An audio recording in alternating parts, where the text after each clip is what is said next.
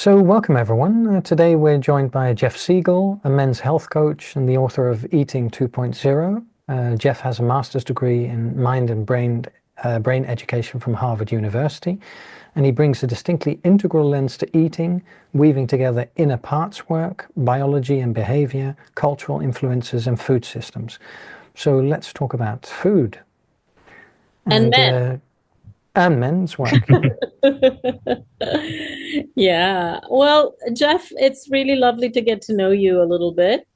Just tell us a little bit about what your story is. I think we're often interested and intrigued by how each of us are inspired by something or driven by something. And often, in these developmental kind of integral spaces, when we talk about developing into who we are today, often we don't, even the theorists don't know why development actually occurs.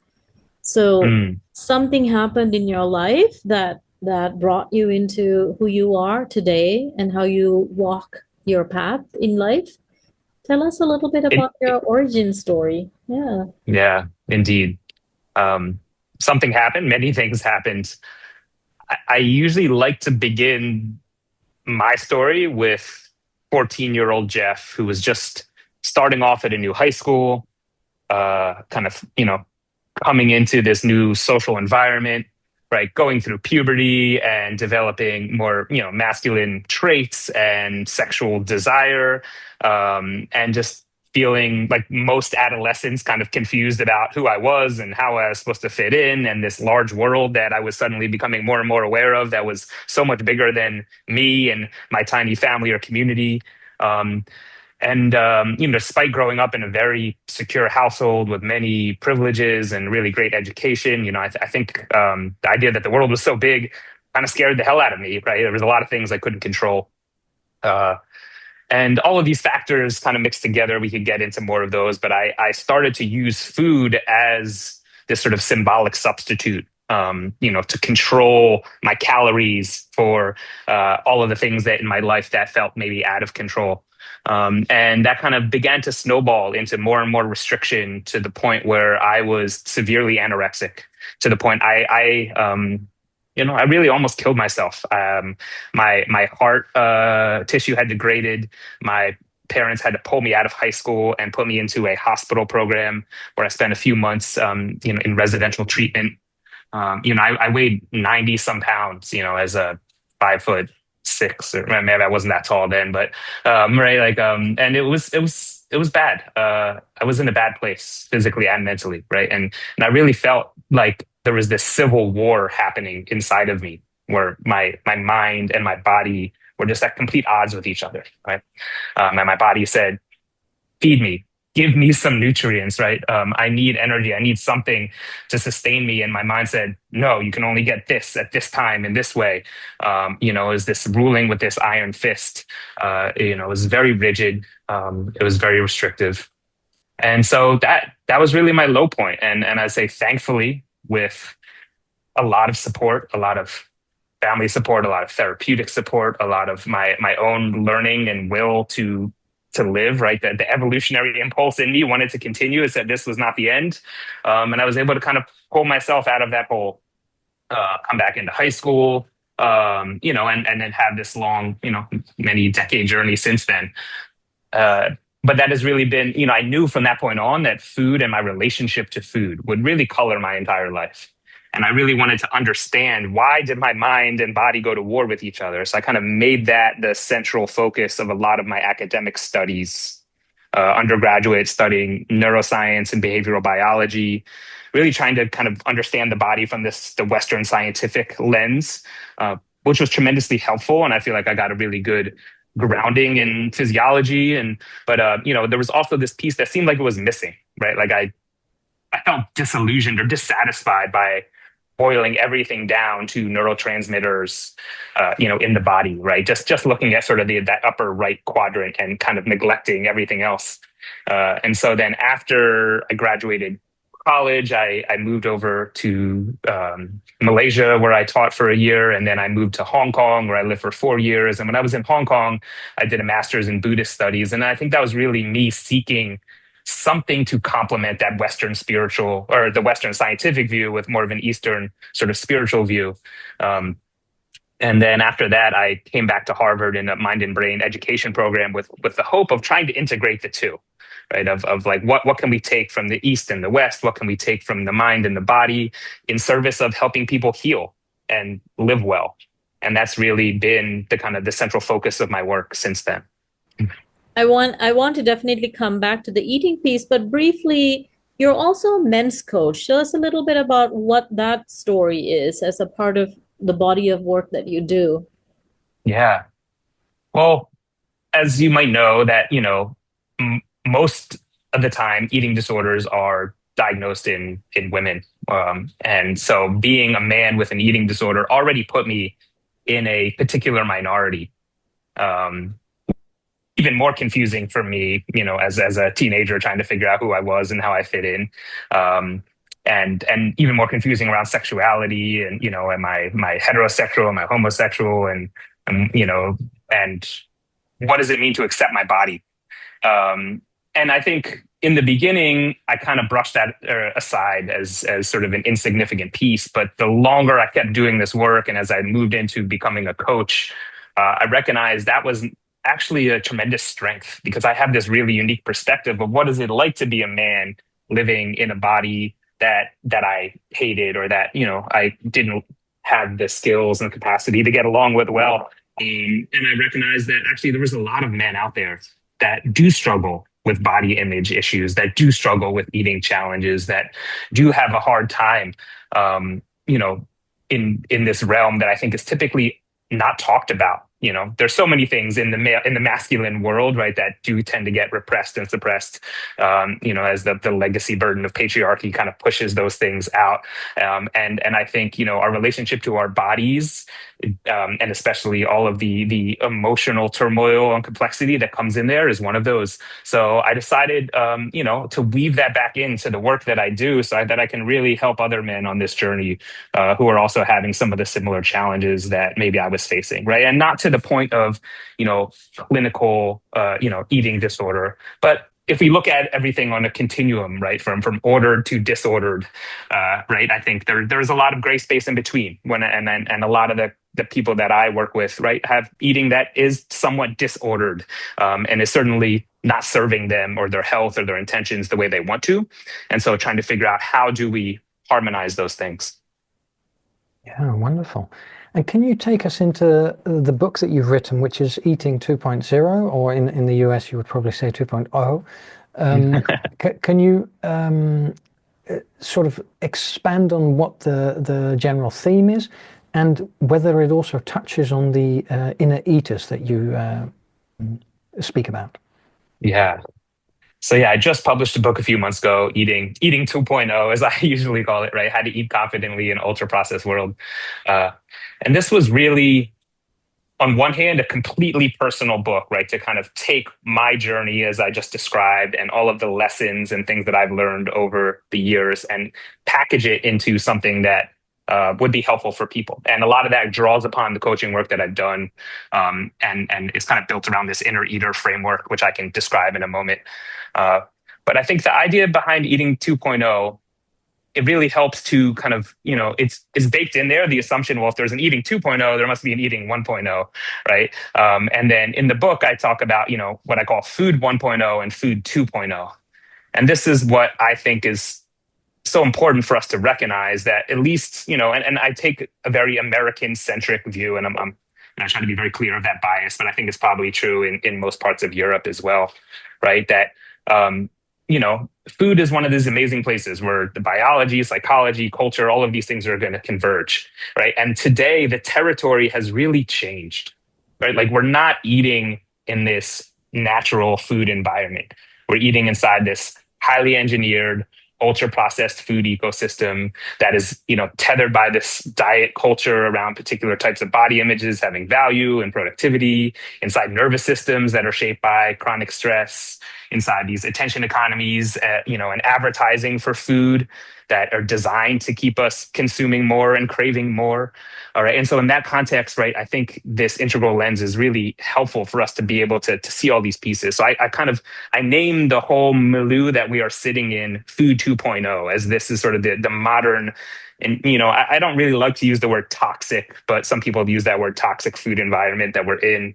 And I said, well, hey, if this is the reality that we're facing, there's a mismatch, because most of us are operating on eating operating systems that really were never built for this. So I said, we need a new eating operating system. And so I call that eating 2.0. It is the upgrade. Right? It is an eating operating system that can see these pieces, that can manage the complexity of what it means to eat in this ultra processed world. And so that is really what I'm attempting to outline in the book, is how do we do the necessary both inner work and then also the outer pieces, right? To come into a more robust relationship with food that actually can have us be healthy, happy, sustained, through our eating. Yeah, that's wonderful. I read a book a while ago by a doctor called Chris von Tulleken. You probably know the books Ultraprocessed People. Mm-hmm. Mm-hmm. His perspective is indeed that the food environment is basically so financialized that it moves towards, let's say, the quickest way to make money rather than the best way to keep people healthy and fed.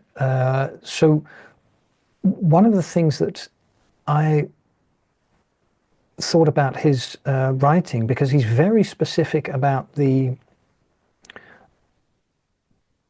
let's say, the tendency to judge people who are not able to function well within, as you say, let's say, let's call it a toxic food environment. In any case, sure, the food environment. Yeah, toxic, or you can call it the Food 2.0 environment. That's sort of the language that I use in the book. Yeah. Yeah. So he says that it's best not to judge anyone, for instance, who develops obesity within that sort of a food environment. And at the same time, of course, if we look at it from a polarity perspective, then of course you have the environment, which is of influence on a human being, but a human being also has autonomy and free will, etc. So what's your perspective on the balance between individual autonomy and the food environment, which offers a plethora of unhealthy eating choices? Yeah. It's a tremendous question. I use the word balance. I think that's important. What's coming to mind is it's interesting. I have a friend of mine who is significantly overweight, and I gave him a copy of the book, and he read it, and he said, Jeff, you're so non-judgmental, right? Like, you're so compassionate, you're so inclusive in the book. He said, and sometimes he was like, you almost feel too inclusive. He's like, I wish you were a little bit more, like, he wanted kind of like a kick in the ass, like, come on, man, like, you can do better, like, so I think this is the balance that I'm trying to strike throughout the book, where part one is really talking about the external, the outer food environment piece, and again, how toxic or manipulative that is in the ways in which it, as you said, it is built for profit, not for health, in which the ways that is engineered, all right, with these bliss points are formulated to deliver the most amount of dopamine and endogenous opioids in our system as possible, so that we will crave them and come back and eat more and more and more. And there's endless variety for us to consume, right? And so, like, there's all of these economic pieces and food system pieces that I think are really important to address. And then the second part of the book, I kind of go to the inner piece of, like, okay, well then what can we do about that, right? And this is where the idea of these inner eaters kind of comes to life, and really built out of kind of an internal family systems type parts work, right? And then, and I think it's funny because, a lot of people talk about food rules, and like food rules are good or food rules are bad. The reality is, I think we all have food rules, right? And the question is whether we are aware of them or not. And when I say rules, I'm referring to heuristics that we use to make decisions about what we eat. Right. So when I ask you, hey, what's for breakfast, or what are you planning on cooking for dinner? Right. Some of that, right, is obviously driven by what is available to you in the environment. And some of that is driven by these internal rules of, like, oh, I don't eat dairy, and I don't like red things, and I prefer my stuff cold and not hot, right? And it's like all of that has been baked in to our psyches, and so those just guide our food decisions. And so what I really wanted to do is to help make these invisible rules or heuristics more visible to people, so that way they could have some choice. That way they could lead them instead of being led by them. And I kind of characterize these as these 4 or 5 different eaters that we all have, so that way people then can begin to manage these from a different place. Yeah, this is wonderful, Jeff. So Namali, should we go into the inner eaters, or do you want to take it in a different direction? No, go. You can go into the inner eaters conversation for sure. Yeah, I'd like to. There's so many questions, so we'll figure out a way to get them all in. Yeah. I Yeah, love perhaps. the nature of these conversations, right? Is the questions start to exponentially multiply, right? A million ways we can go. Yeah, Yeah, Lee, but sorry Jeff, I cut you off. You're going to say no, something. no, no. I was going to invite you to sketch the 4 or 5 inner eaters that you've identified, and also perhaps connect them to typology, which you hinted at previously. Sure. Yeah. So I'll list them out in this way. It's the way I do it in the book, and this is the way that I think kind of broadly reflects, the integral, altitudes of development, kind of, or loosely the spiral dynamic flow, which is, the base inner eater is what I call your survival eater, right? It's this part of us that just survives through instincts and intuition, and this is the one that's the most kind of closely enmeshed with our physiology, right? It's like our body needs a certain amount of energy. It needs certain information in the form of food and different nutrients, vitamins, minerals, phytochemicals, right?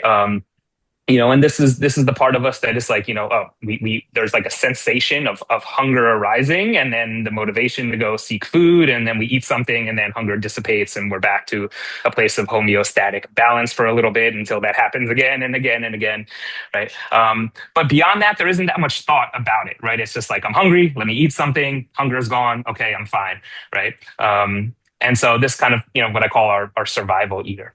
And then the next piece is what I call the pleasure eater. And this would be maybe a little bit more aligned with kind of the egocentric, tribal red part of ourselves, right? It is determined, it is powerful, right? Like our drive, to the pursuit of pleasure and the avoidance of pain is powerful, right? So the flip side of the pleasure eater is the picky eater. These two kind of coexist into one, but this is, I like what I like, right? Like I love chocolate and I hate vanilla, right? Like I like crunchy things, I don't like mushy things, right? Whatever it is, whatever those early food preferences that you are, or these conditioned taste aversions that you have, these kind of get baked into the pleasure eater. And with all of these inner eaters, I try to really highlight how they all have gifts, and they have shadows, or they have some blind spots. And it's important to see both of these. And what we want to do is we want to encourage the healthy expression of the inner eater, and we want to try to mitigate or manage some of the blind spots or shadows. And it can be pretty obvious with the pleasure eater, right? Like, you want to have pleasure. You want to eat food that tastes good, right? Nobody wants to eat crappy food that's bland and unappetizing, right? So it's like, and you want to have joy. And I think it's important to have pleasure be a fundamental part of your diet, because without that, I think we really are missing something. And we can talk about more, but often why a lot of dietary restraint doesn't work very well is because it suffocates, right? Or it really dissociates from the pleasure eater. But the flip side, again, is sort of this hedonism, right? This relentless pursuit of pleasure. And within this toxic food 2.0 environment, that becomes very easy because the food is effortless, right? It's ready to eat. You just have to pop it open and start eating it. It's endless in terms of, you walk into a supermarket and there are, 1,000 varieties of yogurt, every single possible flavor you could ever imagine, most of which have nothing to do with yogurt, right? And it is it's irresistible, right? It's engineered at the molecular level to be as appetizing to your palate as possible, right? Which then leads you to want to eat more. And there's all sorts of food, things like vanishing caloric density, and there's all of these food science tricks that are used to make that so. And again, and you could look at that from the lens of to increase profits, to get people to have brand loyalty, to come back and buy more. This is stimulated by the thousands of advertisements we see every day for food, right? So it's easy to see how people's pleasure eaters have become very polarized and out of balance, which I think is a big issue in today's hyper palatable world. And so we got our survival eater, our pleasure eater. Then I have what we call our social eater, which would be more of that kind of traditional, right? The kind of more of the ethnocentric part that looks to the space in between, right? Who am I eating with, right? And what are the customs and what are the norms of eating, both here at this table, but in this city, in this country. I know when I was living abroad, it was very different, right? Eating in Penang was very different than eating in Pennsylvania. Both in terms of the foods, but also in terms of the customs and how things are served and what is expected of you and what is your hierarchy in terms of, are you a guest? Are you the host? Are you serving? Right? So the social eater is really finally attuned to all of these pieces.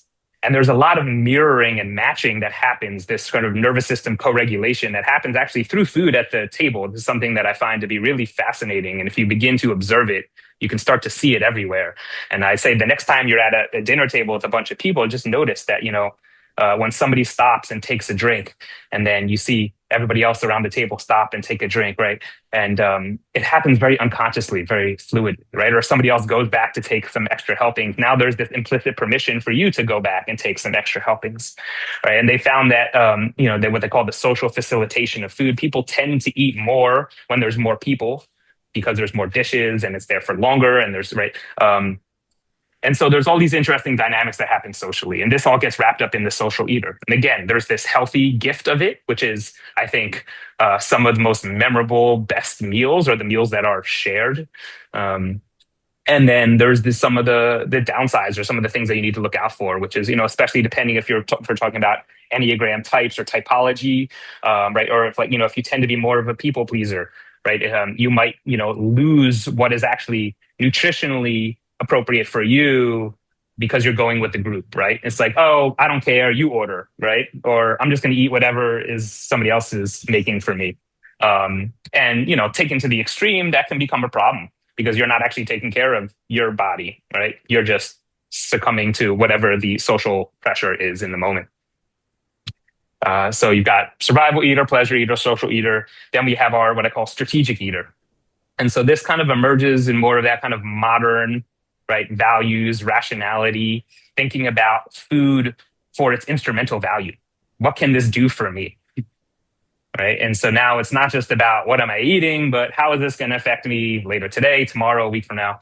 And I kind of bucket it, right? Most people, especially in America, right, if they often think strategic eater is synonymous with cutting calories and dieting because the goal is to lose weight, to be in a caloric deficit, right? So the strategy here is how do I, eat less calories? I choose low-fat foods or diet foods, or I change my portions, whatever it is. I do some sort of fasting protocol, right? So that's the strategic lens. But there can be other ones. There can be a strategic lens towards performance. If you're an athlete, now you're thinking about how do you fuel yourself for your sport.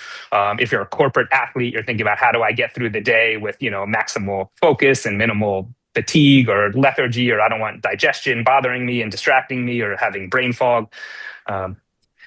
And so, there's different strategic lenses depending on your place and your season in life. But it's really more of this sort of cognitive control. And it's really thinking about food as like achieving something beyond the food itself. I could also just add image to that, status and image. I can see, how some people might choose which restaurant they go to, or what food they're eating could also be that performance of your success, wealth, that kind of thing.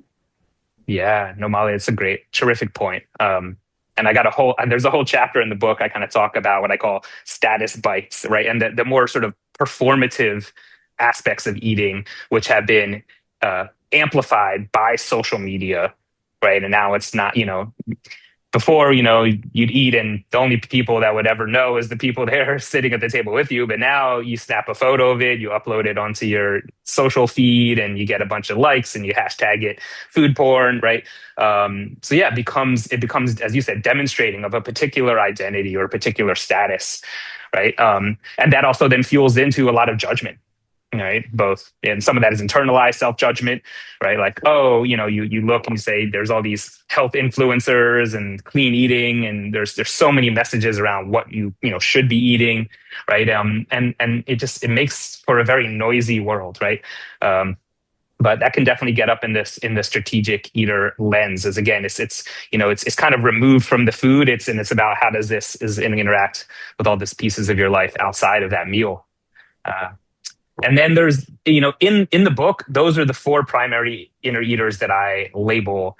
But I really think there is a fifth. And I talk about this under the umbrella of the strategic eater in the book, but I honestly think it deserves to be its own. And this is interesting because if we're talking about it through this sort of evolutionary lens, I see this as kind of more of like the budding kind of postmodern eater, right? That values the environment, right? That has more of a world-centric lens, which unfortunately I find in most parts of the United States really is underdeveloped. In some pockets, it's strong, and I feel like it's much stronger. In my travels abroad in parts of Europe, I found it was much stronger, right? Where you're thinking about food in terms of its environmental impact, right? There are carbon emission labels on the restaurant menus, not just calorie labels, right? You're thinking about, where vegetarianism and veganism is much more widespread and accepted, where, thinking about, that the hamburger and the huge environmental and ecological impact that hamburger has, and how that might influence your decision, is kind of part of what I would call this ecological eater, right? So now you're thinking about food through this lens of, okay, it's not just about what I want and what I like, but it's also about what is going to be best for the planet. Because, right, it's like no farms, no food, right? Unhealthy planet, unhealthy humans. So really seeing that connection, I think, is key. And I think this is a vital, addition to this inner eater family that we all really need to help bring forth more of. Otherwise, we are on a trajectory towards a very, very sad, unsustainable place when it comes to our food consumption. Right. So, if we take those five inner eaters, survival, pleasure, social, strategic, and ecological, and I would say, they all exist within inside of all of us. However, we tend to default to one of those inner eaters. And when we do that, right, we lose this bigger picture.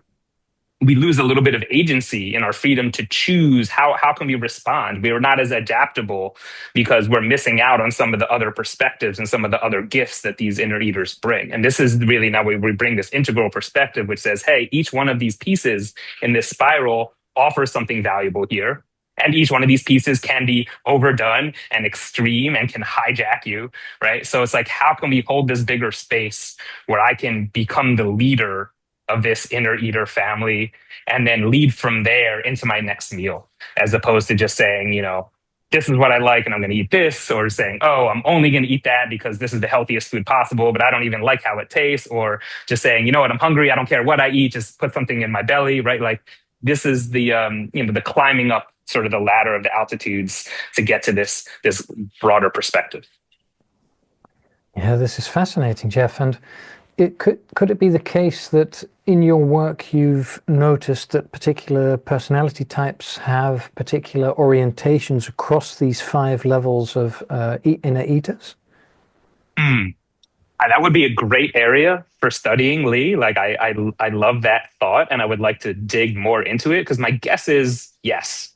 My guess is that, whether, again, we're using sort of an Enneagram system or a different thing, that, the inner eater that you default to is going to change, right? So, like, if you're a number 2 on the Enneagram and more of that helper, right? My guess is that you would probably default more to that social eater, right? Which has a tendency towards that people pleasing in some of the unhealthy dimensions, right? Right. But if you're, a 3 and you're really driven by the sort of performance and achievement and success, then my guess is you would default more to that strategic eater and the sense of control and this sort of the goal-based lens through which you can, see your eating is probably be really satisfying for you, right? So my guess is that those pieces are probably interacting, but I can't say for certain. And this is where, I would love people to kind of take this inner eater framework and run with it. And I really care about seeing how does it show up for you in your life, right? Like don't take it from me, but right, I want you to see how this arises within your own eating experience. Yeah, wonderful. And did I understand correctly that you said the book was forthcoming, or have you already No, been the book was published? published in October of 2025. Yeah.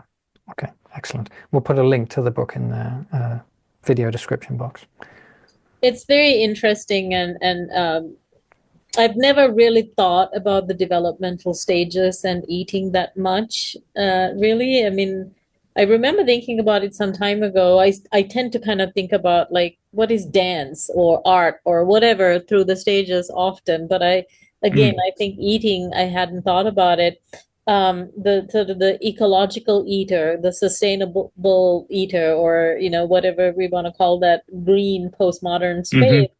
It could also be like the judgy activist eater as well, Yes, right. right? Yes, yes. I mean, not to poke fingers at vegans, right? But there's sort of the classic joke about your vegan friend, right, who won't shut up, right? They're always evangelizing and how, and for good reason, because again, I think, there's as we've talked about, right? I mean, there is a lot of problems with having a very meat heavy diet from a planetary perspective. But yet again, having somebody shout at you to, throw away your hamburgers is probably not the best way to get you to change your eating habits, right? And then this kind of pokes at another big conundrum that I faced, right? Like, I mean, eating is so personal, it's so idiosyncratic, and again, it's so automated that it is actually very, very difficult to change one's eating, right? And I think all the diet literature out there, we wouldn't have this huge diet supplement industry if it were easy, right? And so, I'm trying to kind of thread this needle again of like, how do I give people the information and kind of draw out this inner map so that they have some of the tools to eat differently without forcing them to eat differently. And this kind of goes back to your question, Lee, of like, where is the sort of personal responsibility piece come into play here, right? And I really think it usually starts, for better or for worse, when people receive some sort of health diagnosis that says, you know what, your blood pressure is high, your cholesterol is high, right? Like you're becoming insulin resistant, and if you continue on this trajectory, right, you're going to be diabetic. You might have a heart attack, right? And you just don't feel very good, right? I mean, and then people begin to see, oh, wait a second, right? Like food actually isn't a very important contributor to all of this. And so that's usually the main wake up call for people to start to pay more attention and just be a little bit more intentional around their eating, right? I mean, I think intention's key. It's funny, in earlier versions of the book, I was just calling it very intentional eating. I think that's, kind of sums up. And then that actually, I think, is a practice I could offer everyone here, is something that I do often is, as I'm shoveling food in my mouth, I just pause and say, wait, what is my intention here?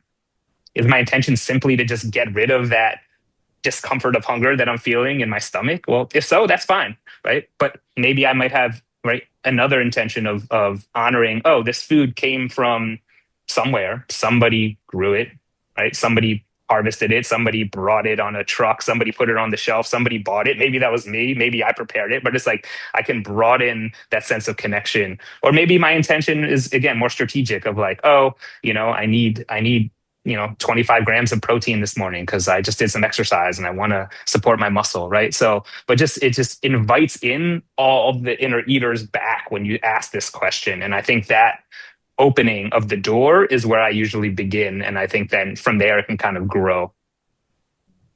Yeah. So I once read a Bill Bryson book where he spoke about the difference between male and female digestion speed, and apparently there are a significant number of differences in the way that human males and human females digest, but also metabolize, etc. And is that also why you specialize more in the men's domain? Did food bring you there, or what's that connection? That's really fascinating, Lee. there's no question, right? Like there are step differences in metabolism that have a lot to do with hormones, estrogen and testosterone. But I would say, and probably more significantly, have to do with body weight and muscle mass versus fat mass, and how metabolically active those tissues are in terms of how they change people's metabolism. Um, and even more upon that is how active you are. And then there's genetic pieces, right? So it's like there's always these layers, right? Like male versus female being one.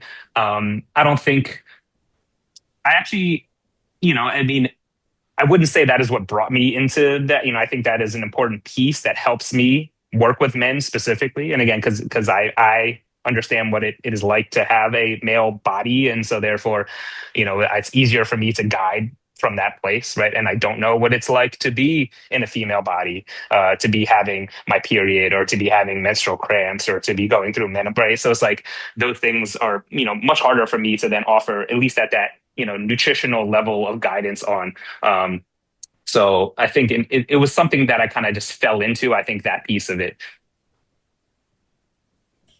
I'm also curious, just to kind of, it makes me feel like I want to close the loop on that. We spoke about your inner eaters as this, with this developmental trajectory, but also typologically presented.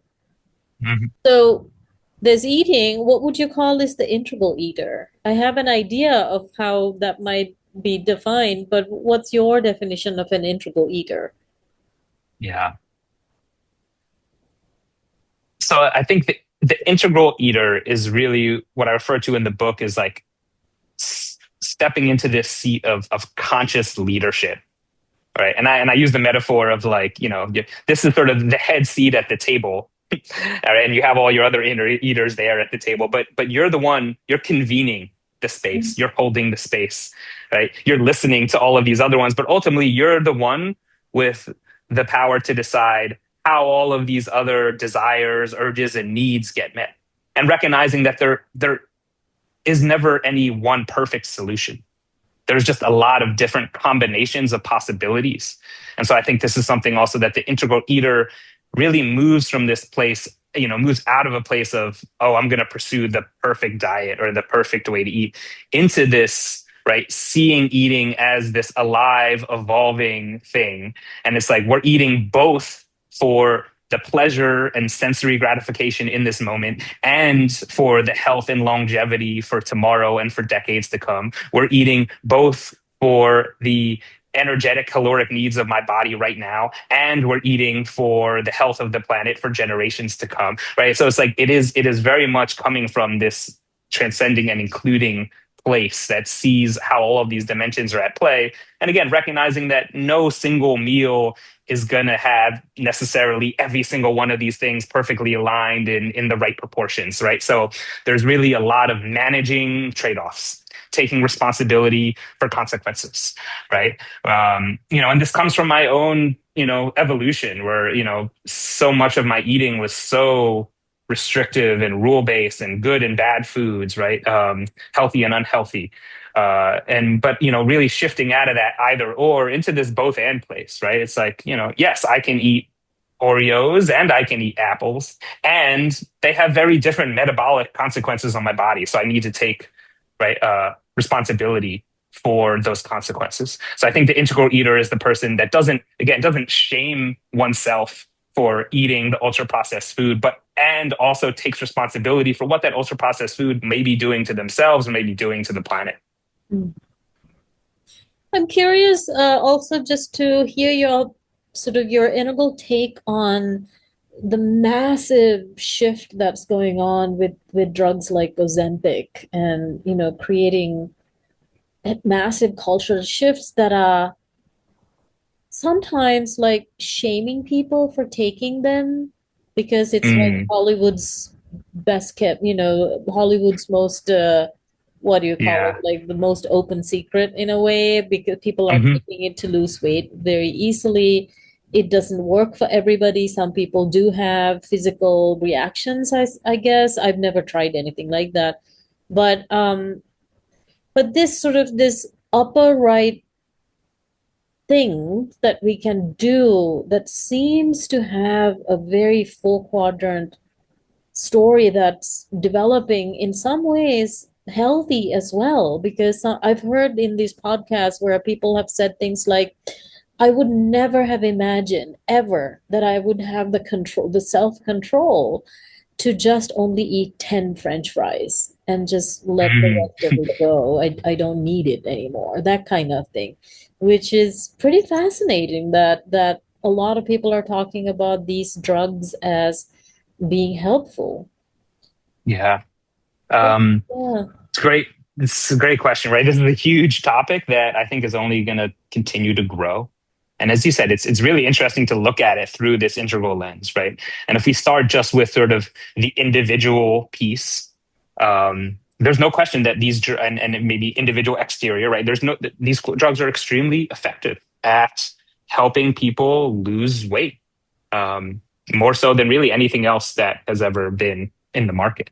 Um, and they seem to do that by quieting a lot of that food noise, by dampening a lot of the cravings, and really promoting satiety. And I talk about this in the book. One of the hallmark characteristics of ultra processed food is that it tends to be stripped of fiber, and it tends to be soft and almost sort of pre-digested, right? And so as the result, eating speed increases, there's less chewing, right? And then the rate at which those nutrients get assimilated and absorbed into your body is quick because there's no fiber. So then there's the gastric emptying happens faster, right? Like basically the whole process is sped up. And what's the result is like you eat a whole bunch of food, but your body hasn't really registered it. It says, wait a second, right? Like I didn't chew, right? Like, and it all just sort of like melted in my mouth and then just disappeared into my stomach. So, right. So that tends to provoke more eating and more eating and more eating. And so, there's ways to do that at the level of food. Again, encouraging a whole food diet that's higher in fiber, that, chewing your food thoroughly, these sort of things are helpful. But the drugs like the GLP-1 agonists, kind of do that. They go in there and they help your gut release that GLP-1 peptide that sends the signal up to your brain that says, "Hey, we are full," right? Like we've gotten some nutrients and calories, and so you don't need to continue to eat. Um, then there's the, as you said, kind of the cultural shifts around this, right? I think I see this as a tool that can be extremely valuable, especially for people that have had a really rough relationship with food, especially for people that feel very disadvantaged and just unhappy in the bodies that they're in and really, really desperately want to be in a smaller body because it gives them more energy, because it enables them to do the activities that they love, and because let's be real, it carries more social status, right? I mean, there are very real consequences to being in a large body in terms of discrimination, on unequal access to healthcare, in terms of judgment, in terms of all sorts of things, right? So it makes a lot of sense why people would want to be taking these things, and just because you have a quieter appetite does not necessarily create a wiser eater. And I think this is the important differentiation here, right? Where I really think that, taking a drug like, Wegovy or something can be used in conjunction with this sort of inner eater framework, right? Medication can open the door by quieting some of that relentless food noise, but you still have to walk through it and understand, as you said, what is my default perspective when it comes to eating? How can I bring in more of these other pieces, right? How can I evolve myself as an eater? And if you don't ever do that inner work, then you become reliant on this pill. And then the moment the pill or the injection is gone, then you're going to go back to eating what you were, the way you were eating before, right? And it also, and to be fair too, you can still be eating ultra processed food that is not very high quality, that doesn't have a lot of nutrients, right? Like, and you can just be eating a lot less of it if you're taking one of these drugs. And you could still then lose weight, but that doesn't necessarily mean that you are putting wholesome, nutritious food into your body, right? So it can, in that sense, right, sustain an unhealthy diet, but just at a lower body weight, which I think some people might, critique it for, right? So it's like, how can we use this tool within this broader context of helping people understand who they are as an eater and then begin to work with that, right? Now, so I do think that there is a place for it. And There's also Jonathan Haddett, his moral foundations theory. I wrote an article about this in Psychology Today, and I kind of really examine this phenomenon along those moral dimensions, right? Like care versus harm, right? Like, is taking this drug helping me heal my own relationship with my body, or is this harming me because it's giving me digestive issues and nausea and causing muscle loss, or I don't know what the long-term risks are, right? Or one of the very important ones, right? Is this fair or is this cheating? I think that's one that a lot of people get hung up on, right? Like, it's like, are you using this for, because you are overweight and diabetic and you really do need some extra support to help get your body back to a place that is healthier? Or are you using this because you just want to lose 10 pounds so you look really, really sexy at your next, event, right? I mean, and this, again, the judgments around those shift. Yeah. Talking about Jonathan Haidt, and just the kind of the cultural conversation, uh, we don't have to get into politics or anything here at all. But Jeffrey, as a men's coach, I'm also just curious if you have anything, and if you don't have anything to say about it, that's fine too.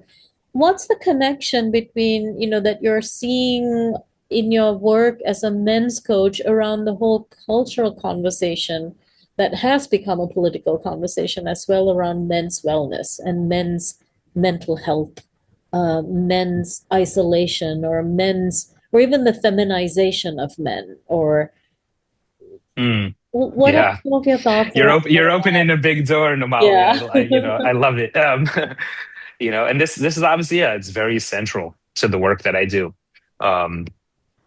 Part of my coaching is one-on-one work where I go really deep, but I also have a group coaching component that I have all of my one-on-one clients actually come together and just because you mentioned this sort of the social isolation piece, right? I think there's something so baked into the versions of masculinity that I think most of us modern men have inherited, that are also then intertwined with a lot of the kind of Western ideals of independence, right? But that lead to, this the kind of the rugged individualist, kind of macho man, like I can do it all on my own, right? It's sort of the hyper individualism take, and I think a lot of men then end up struggling in isolation.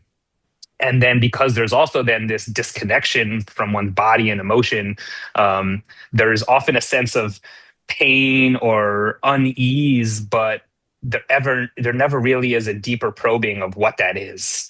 And so a lot of men just numb it out with alcohol or marijuana, right? Numb it out with porn, numb it out with working. That's a huge one I see, right? Food too. Yeah. Numb it out with food, yeah. Right.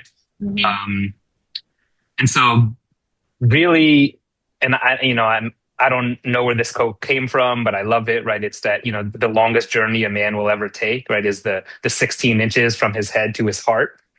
And I really, truly feel that a lot of my work is helping men go from here back to here and then reconnect and then drop down even further, I would say, right, into the gut, right? So it's like we have the head, the heart, the gut together in a more integrated way.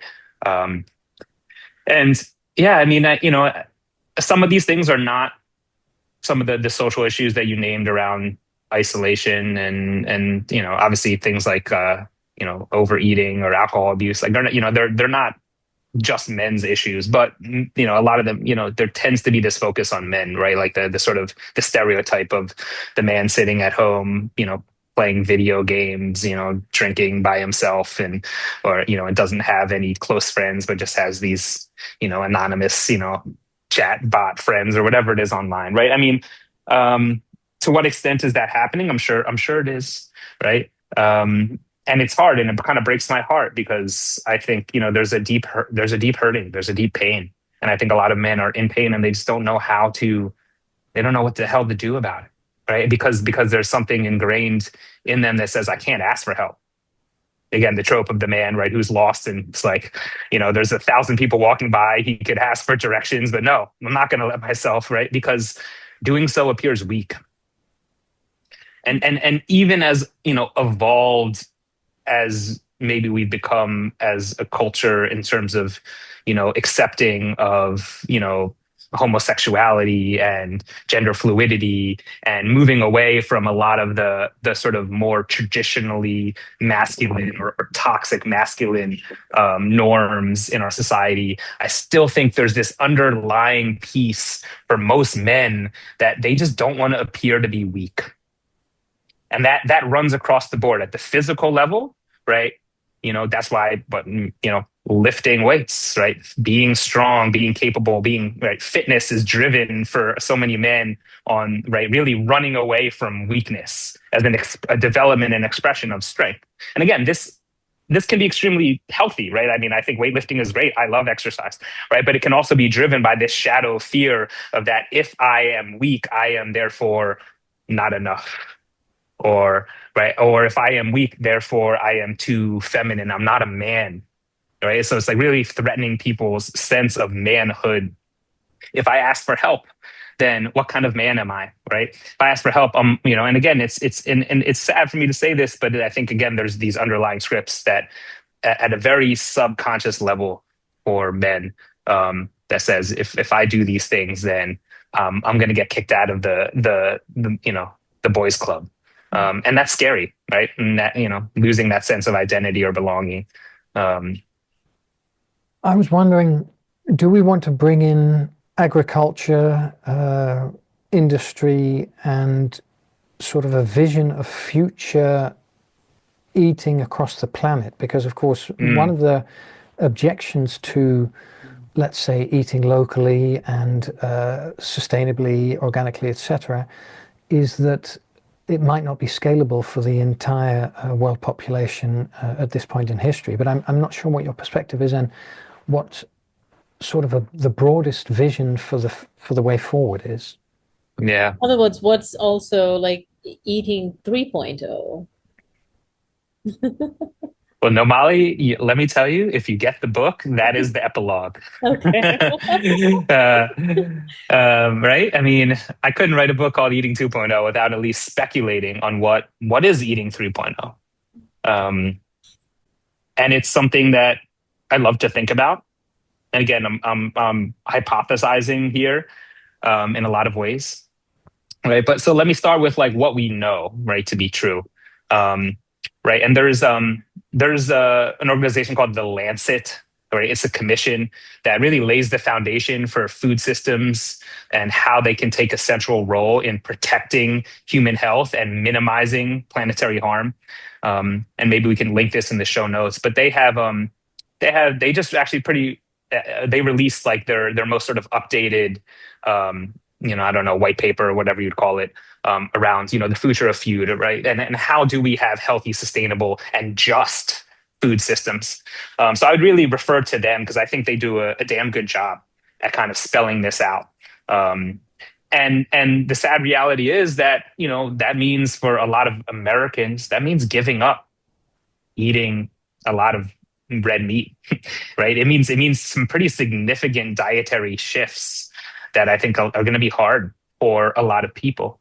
And this kind of goes back to something I think I remember hearing on one of your previous episodes. Maybe it was Jeff Salzman, right? About kind of like muddling our way through. And sometimes you just have to kind of wait for the next generation, right? Like that might be one of these things where I think the younger generation growing up perhaps with more of an eco-consciousness might then be more amenable to these shifts and to these changes. But I think, those of us who are 40 plus are like, you damned if you're taking away my hamburger sort of thing, right? And it's like, we just got to let those people kind of die, right? So like, I mean, as kind of, bleak as that might sound. But, I in the book, in the epilogue, I really go into what is possible futures. And I spell out two different ones depending, and I see, I think both of these are probably going to happen. As we know, the future is already here, just not evenly distributed. So like one is more of a sort of a healthy utopian vision of, right, like we are growing food basically where we live in these sustainable vertical farms that are very integrated with more sort of urban living, right? That they are, we're using technology like artificial intelligence and other things to really maximize the nutrient density of the food while also minimizing things like water usage, pesticide usage. So we're really trying to, grow food, right, with the technology in a way that is going to help us, eat sustainably. And that also then the culture of eating is still very baked into the way of living, right? That like so this is a little bit more of sort of like, commune 3.0, right? Like everybody has some role in participating in the growing, the harvesting, the preparing of food, right? So it doesn't become externalized behind these veils where we don't actually know where our food is coming from. We don't know who cooked it. We don't know how it got to our plate. But like there's much more of a close integration of food with eating. Right. And I think closing that loop helps people take more responsibility. As we know, it's like when you cook the food yourself, right, it takes on a different level of meaning. And it's even more so if you grow the food yourself. And so if we can do that at a larger scale, where communities and families and can be woven into the educational system and so forth, where I think food can we can really bring food back to this becoming the heart of our society, in a way that then allows all these other things to flourish. So that's kind of one vision. And then there's the dystopian vision, which is, climate change has completely rewritten, all of the global food supply chains. A lot of the fisheries have collapsed. A lot of things like, desertification and deforestation have, completely ruined a lot of farming. And so this is going to really force us both to focus on technological innovations. I think we're going to be eating a lot more algae, a lot more insects, a lot more mycelium. This is already happening in some degrees. I think there'll be hybrids, where we take some, chicken meat and then we kind of mesh it together with some mushroom and some algae thing, and then we kind of create this novel type of protein dish that sort of mimics a hamburger or something, but isn't quite that, but is somewhat more sustainable. And I think at the very worst, there could be famine. There could be a lot of food shortages. We've seen this, right, where things like bird flu, when disease spreads through crops, or when you get this erratic weather that causes the entire citrus crop in Florida to fail, and all of a sudden there's no oranges, right? I think this goes back to the ways of eating, before the 20th century, where you couldn't get an orange year round, right? You couldn't get a piece of fruit all year because it wasn't being grown, right? And so like the days of me eating my banana from Costa Rica, or my blueberry from Peru, or my garlic from China, right? Like those might be short-lived. And we might have to deal with a more contracted, limited food supply, even at its worst, perhaps rationed in some way, right? So these are sort of the two extremes. And I think we could head there depending on how the environment plays out, how politics play out. Obviously, socioeconomics are going to play a role into what you have access to. I think there'll be 3D printed foods. I mean, all sorts of things. And I talk about how these all are going to impact your inner eaters. I think it's going to be a wild world for eating. Very interesting. Yeah, and of course, there's also the whole microplastics and nanoplastics aspect of the food chain. Yeah, packaging is a huge piece of pollution, and how do we get foods that are packaged with less plastic? Yeah. Well, as we kind of get closer to maybe bringing this call to a bit of a close, we have a little bit more time. I wanted to just ask for maybe some simple exercises, maybe like daily practices that you might recommend. Because, I mean, when it comes to food, I notice there's always this little dance that we're doing with you, or I'm doing with you. I'm not sure where to go with the men's coaching and also the food coaching. There are these two streams, and I there's think two parallel tracks that run through my world here, and there's many ways in which they interweave, but that might be another podcast that we want to talk about. Right, yeah. But just sticking with the food theme for now, I'm curious around just daily practices around something that is pretty vulnerable, I think. Like food does go back to that survival piece. And I think we all have some sense of a connection to food or a disconnection with food that are both interesting to look at. So, yeah, I'm curious to hear what you can suggest as practical, integral ideas for food. Yeah. The one that I almost universally start with is simply asking the question, who is eating? Who Mm-hmm. is eating this meal? Nice. Right. And and I think that's helpful for so many reasons, right? Because often we ask the question, what am I eating? And again, the food does matter, as I said, right? There's, the difference between, a banana and a banana Foster's, right? Like, metabolically and for other reasons is very different. However, we tend to over focus on just that one dimension. And then we lose all of the other pieces. So by asking the who is eating, again, shifting us back into what are the heuristics, what are the priors that are shaping my perception of this meal and then guiding me to the food choices that I'm making. Right. And that's why I like this inner eater framework for its simplicity of like, oh, yeah, my pleasure eater is eating this meal because it just says, I want something tasty and I want it right now. Right. Like I've had a long day, give me some chocolate.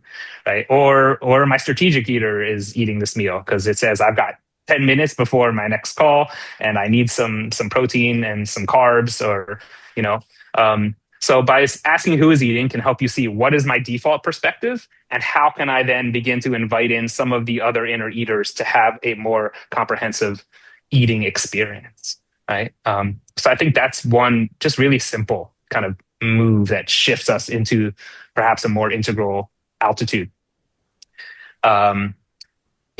I give some other practices in the book, right? And I like acronyms and just kind of fun. So I talk about eating real food, but REAL as is like returning to evolutionary alignment, right? And I think this is nothing new. It's just it's like okay, whenever possible, think about is the food I'm coming from formulated, right? Or is it coming from something that is closer to nature, right? And in the ways that are available to you because of where you live and how much money you have and how much time and all of these things, like how can you make tiny little shifts, right? Away from sort of the ultra processed world back into a place of, where food is something more that is aligned with what your body has evolved to recognize and to digest and to assimilate. Because, we know without a doubt that that is ultimately going to be better for you, right?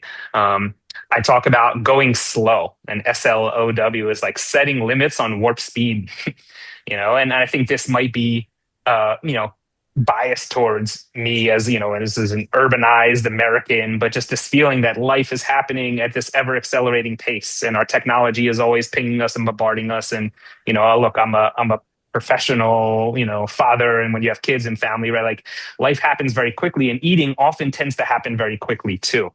And so just the act of slowing down, right, both in the eating itself, so chewing, right, right, that more of that mindfulness piece, right, look at your food, smell your food, right, actually allow that perception of taste to happen. Don't just inhale it right in front of a screen because that just furthers this disconnection, right? But it's also, yeah, giving yourself permission to eat. And I think that's something that is really kind of a radical act in a world of hyper-productive capitalism, which says that meals need to be this background activity as you continue to do your other productive stuff here, right? And it's like we've normalized eating throughout the day, from the moment you wake up to the moment you go to bed, right? In 21st century America, it's pretty much okay to eat anywhere and anything, right? But the funny part is that we never actually really slow down to pay attention to what it is that we're eating. So a lot of it just happens. And this kind of goes back to that conversation around Ozempic and GLP-1s, that when we're not paying attention to the food, really the signals of fullness don't get registered in the same way, right? So going slow, giving yourself permission to actually take time to eat, right? This is why, like, I love, my family was, fortunate enough to just visit Spain, right? Like, I love Spanish food culture. because and one piece of that is like, yeah, like we're gonna have a big siesta. We're gonna like make time for like everybody's like we're closing down. We're going to lunch, right? Like in the States, it's like you got 15 minutes between Zoom meetings. You're lucky to shove some food in your mouth, right? It's like it's a very different mindset. So I think that's something that, again, if you have the ability to do that, can be helpful. Again, I always want to be sensitive to your context. So these are sort of guiding, right, principles that I think, to hold within whatever reality that you're living in. One more thing is I talk about strengthening ties, right? TIES is right, togetherness, intention, ecology, and story, right? And this is really kind of bringing on board the healthy aspects of the social eater, right? It's like, well, can we make this meal more about me just shoving some nutrients into my body? And it's like, oh, like what is the ecological, impact of this meal, or where did it even come from? I like to say every food has a story. What's the story of that apple? It's funny. Right now, I am in Costa Rica, and all the apples here come from France. Right? Don't ask me why. Don't ask me how the economics of that are viable, or what connection. But this is the reality of things, right? So it's like that apple has a story. It was grown somewhere in France and packaged and shipped over here on probably some container ship, sitting in some inert gas, so it wouldn't over ripen, right? Like I don't exactly know, but even just posing the question helps me think a little bit more about it, right? So it's like it's really bringing back that intentionality around eating. So these are all sorts of little ways that we can, I think, make eating more, multidimensional, because it tends to become flat, right? And that's all, and I think when we do that, then it brings back both meaning, brings back vitality, brings back health. Yeah. Yeah, this is great, Jeff. And saying that every food substance has a story, I mean, if we take it all the way back, then everything originates at the Big Bang, of course. So you could also say that from that perspective, what we're doing when we're ingesting food is we're also creatively playing with the cosmos as the cosmos itself, and sort of choosing which pathway we want to take and which foods we want to have their pathways take through us. Yeah, I love that, Lee. I think that's really important, taking that even broader evolutionary lens of, like what's the purpose of eating at all, right? I mean, it's, and all life, we consume other forms of life to keep the game of life in motion, right? So, I think thinking about this as sort of the infinite game, right, as opposed to a finite game, that the purpose of eating is to continue to eat, and to invite others into the act of eating together, so that we can grow more food, but we also, right? And so it's like, this is the burgeoning of evolution that's happening. And I think we often lose sight of that. Well, there's so much to talk about food, because food is so connected to culture and our upbringing and like our own individual stories and everything. But maybe as we close this, I'm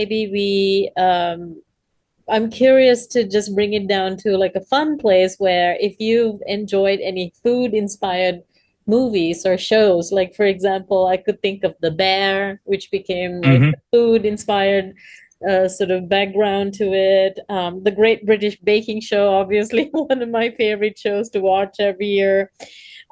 Chef is one of my favorite movies, which is, I think, it's just food is obviously in the background, but it's kind of a fun movie on maybe not so healthy food.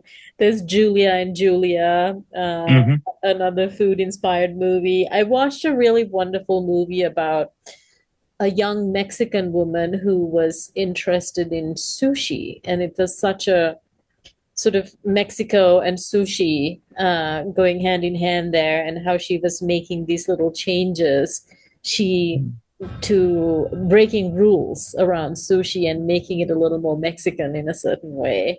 Hunger is a fascinating story about a very strict Thai chef who is like obsessed with the sort of the styling and the quality of the food, and it's kind of a psychological drama but based around food. So I'm curious if you have anything favorite that is food inspired. Yeah, and if not, that's okay. Yeah. I love that you share that, and I can see you lighting up here when you're sharing some of these movies and shows. Look, my wife will be the first to tell you that I'm horrible about consuming media. Like I'm not, she's always trying to get me to watch more movies and more shows. I'm really not big into that, but I have seen some episodes of The Bear. I have seen plenty of The Great British Bake Off, especially when I was with my in-laws for Christmas. It is a very family friendly show to have on, and it's fascinating, right? And this is something I talk a little bit about in the book, and something we didn't touch too much upon. But to your point of the ways in which food culture, and also kind of elevating food to the level of entertainment, where we now have celebrity chefs, right? And sort of the irony, right, and that I point to in the book is that for so many of us, it's like we're watching these incredibly talented chefs, right, putting together these ingredients into these dishes that are pure art, really, at every level, and I'm sure it tastes delicious.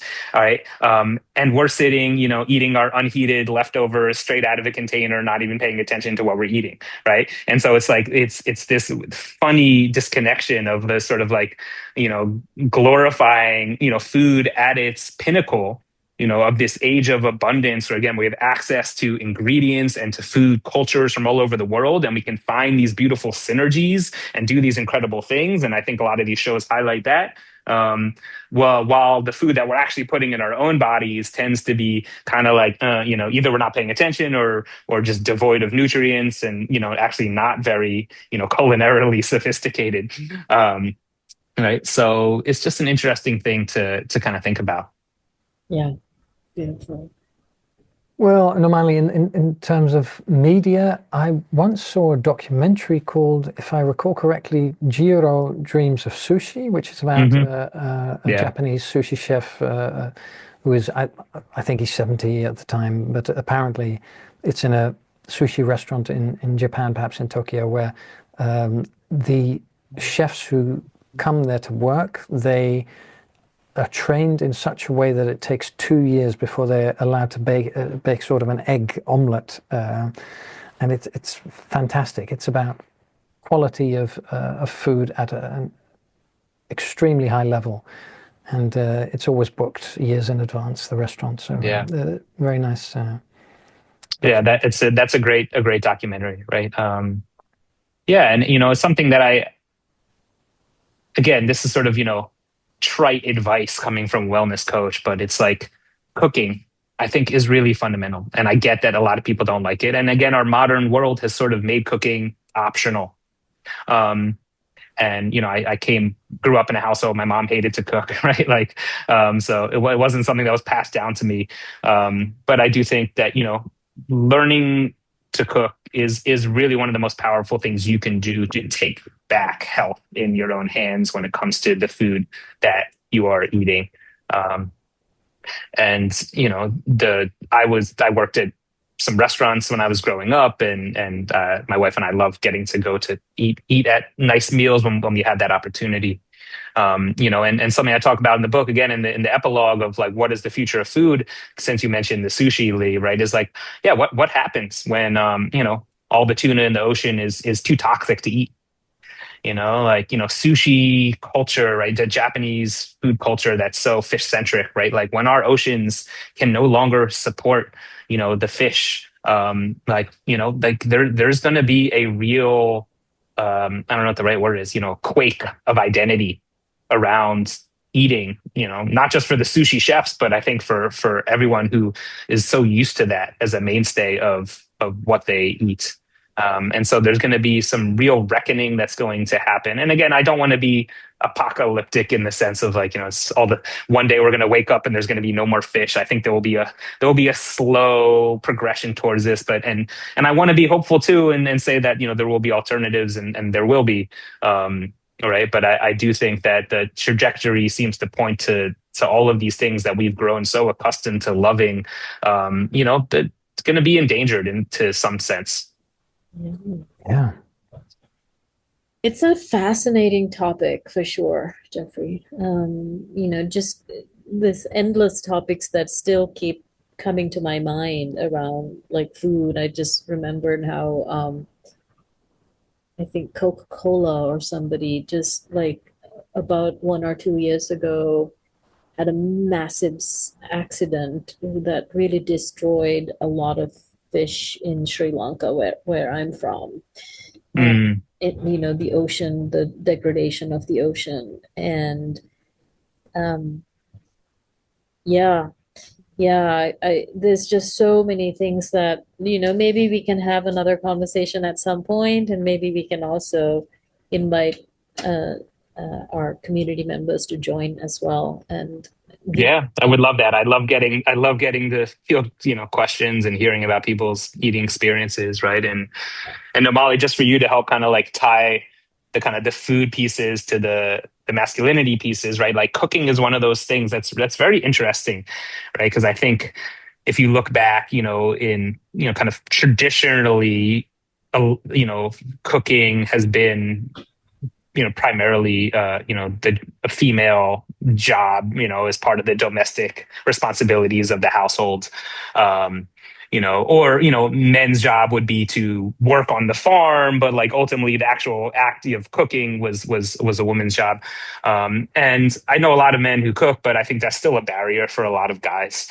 There's a great book, I forget who it's by, just called like Real Men Cook, right? So like again, this question of what does it mean to be a real man, right? And can you still be a real man and spend your day in the kitchen cooking, right? And I think yeah, most progressive educated men would say of course you can, but yet there's still often an aversion, or there tends to be, well, it's okay. Like as a man, I can smoke a brisket, right? Or I can cook on the grill, but I'm not going to sit at home and I'm not going to bake, or I'm not gonna, so it's like certain types of cooking are deemed more masculine than others, or certain types of food are more okay to cook as men, right? So it's really interesting to think about the ways in which cooking itself is so gendered. Yeah, and also interestingly, though, there's also the story and the reality that, like Anthony Bourdain going and speaking to so many restaurants and stuff. Most of the top chefs around the world Hmm. globally are Hmm. male as well, Correct. are men. Yeah. And then maybe there's a story, especially in traditional cultures, especially like maybe where I come from in Sri Lanka, Asian countries, even African countries, maybe, or let's just say traditional homes or traditional cultures, there is the story that it's the woman who is in the kitchen cooking as well. Yeah. Uh, Yeah. yeah, I'm taking a lot from this conversation of just, practical ideas to remember. And yeah, anything else from you, Lee? No, I think, Jeff, you've offered us a very interesting perspective that we haven't really discussed, certainly not on the Practical Integral channel, so to speak. And I very much enjoy your inner eaters and how that helps us to sort of refract the integral perspective through the lens of food and nutrition and the process of eating. So, yeah, I think it's very Yeah. valuable for everyone who sees Mm. this. Thank you, Lee. I appreciate you saying I that. promise to close after this, maybe, but we've already gone for like over 90 minutes, I think. But real quickly, you touched on your Buddhist practice and kind of getting Mm. introduced to Buddhism. I'm curious what that is in relation Hmm. to your work, Mm. both with men and with the food coaching. Yeah. Um, so I mean, Buddhism would be probably the lineage that I have most as closest to, or I hold closest in terms of kind of both meditative practices and values, but I don't identify strongly with that. I think the ways in which it shows up, is really just trying to make sure that I don't lose the spiritual dimension of both eating and wellness, Mm. right? And I think when we're talking about health and men's health, and again, it's like or anyone's health, right? It's like I want to lose weight, I want to gain muscle, I want to increase my energy. It's like what are the foods that are going to be most nutritious for me to achieve these goals, right? And then they say, well, why do you want to do these things, right? It's like, well, I want to have more energy to show up for my family, or I want to, be a better employee, or I really want to, make sure that my body can, go out and hike this mountain that I really wanted to hike, right? And it's like, well, what does hiking that mountain do for you? Well, it's like I want to spend some time in nature, and I want to remember that I am, there's something bigger than me, right? So it's like going through the levels, trying to make sure that the spiritual piece doesn't get lost. I think it often does, at least in more of the mainstream conversations around health.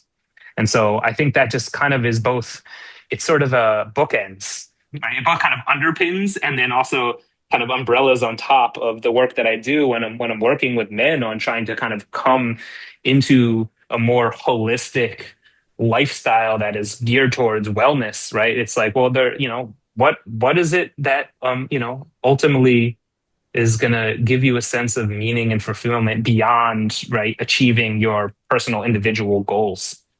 Where is that connection to something that's larger than you, something that's larger than your family, something that's larger than every human that's actually alive on the planet right now, something, right? The evolutionary journey that we're all on. And so that's the sort of spiritual lens. And then I think at the more practical level, to answer your question, I bring a lot of mindfulness, meditation, visualization into the actual coaching work that I do. I pretty much always start with some sort of mindful drop-in practice, do a lot of work of, just developing the capacity to slow down. And as we talked about, kind of the letting your mind be where your body is, right? And so again, if we want to use the language of like somatic sensing or attunement or interoception, but for me, like it has a very strong sort of Buddhist flavor to it. Good, good, good, good. All right. Well, thank you so much, Jeff.